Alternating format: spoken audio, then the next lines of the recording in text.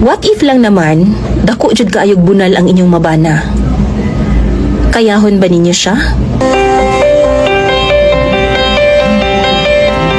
Tawagan na lang ko sa pangalang Arlene.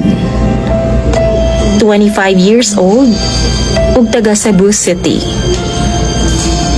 DJ Sam, nag-uul kaayo ko sa akong kahimtang karon, tungod kay napasubo naman gud ko ani akong bana. Kay wa magyud ko makaibaw nga grabe man daay kini siya ka-gifted sa hinagiban. As in, DJ Sam. Kaingon kag bildi pa niya ang salmunan nga taksanan sa among bugas kaniadto.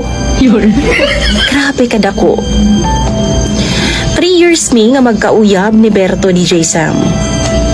Og tungod kay taga-bukid man ko og medyo late pa sa panahon, wadyo ko kapalabot niya hangtod nga wa pa mi makasal.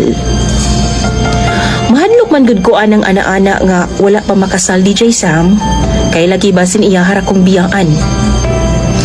Pero na-shock jud ko. Gabi human nga gikasal ming duha ni Berto. Sa dihang pagkasan niya sa iyang pistola, daw upo nga gulayon na, DJ Sam. Human ato, 1 week jud nga gitakigan ko. Kay kabalo na mo,